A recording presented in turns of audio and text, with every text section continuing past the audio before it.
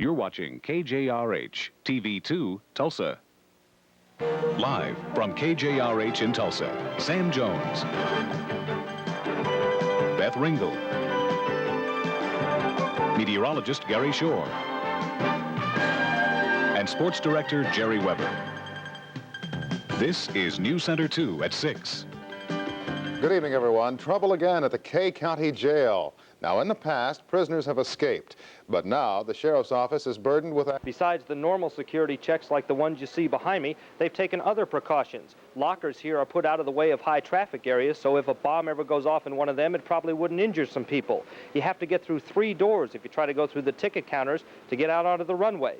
The bottom line, though, is when it comes to an expert in terrorism, if he tried to attack this system, he would be able to penetrate it. Security here at the Air Force, at the airport. Bill, you have taken, though, highly specialized anti-terrorist training. Can you give me a little idea of what that training involves? Well, the officers are trained in the profile of the FA profile of the hijacker. They're trained in how to react to a hijacker in a crowd situation such as an airport. We have our special operations team that is trained to actually intervene. A lot of precautions can be taken, even assaults planned on an aircraft that has been hijacked. But if somebody who knows what they're doing wants to hijack a plane, there's not much that can be done to stop them. Reporting live from Tulsa International Airport, Bill Shield, Newscenter 2. All right, Bill, thank you. Coming up, Jalisco cheese is traced down to Tulsa. We'll have that story plus a report on your climbing taxes next on Newscenter 2.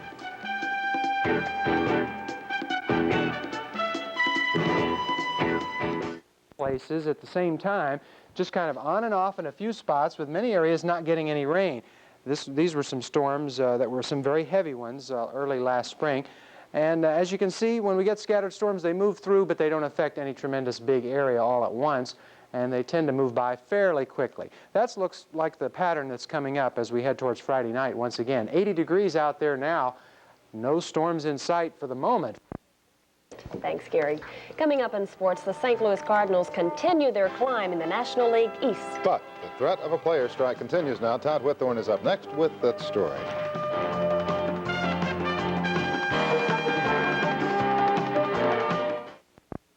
Music in the industry today. And Sam will introduce you to this Tulsa man as he travels to country next.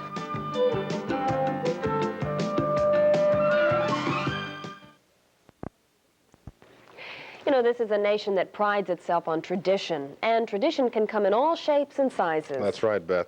And, of course, Oklahoma has more than its share. And tonight on Traveling to Country, we're going to take a look at a man who's touched many lives, and in so doing, he's made a lot of friends. Sam Jones, Traveling to Country, Tulsa. He's such a nice person. Looks like he really has touched many lives. He has. And, you know, over the years, I've learned that of all the people, no matter what you achieve in life, that you can mark a real successful man by how many times he turns around and kind of takes a look over his shoulder and says, is there anybody I can help? There is no way to measure how many thousands of dollars Billy Parker's raised for Children's Hospital, St. Jude's, the Lung Association, on and on and on. He gives of his time an incredible amount. Terrific man, Billy Parker. Well, coming up tonight on Newscenter 2 Nightcast, Bill Shield will look at the recent crime crackdown by police in Tulsa's North Side. And Nightcast reporter Marty Griffin will tell us about 2 recent murders in this area that have a few things in common, but are they just coincidence? And we'll also be telling you about this story. I'm Newscenter 2's Delinda Jeffers, and tonight on Nightcast, I'll show you why a Tulsa County dump may be threatening the health of residents in North Tulsa and Broken Arrow. So be sure to join us tonight for those stories, as well as an update on all your evening's news on Nightcast. We'll see you then. Good night.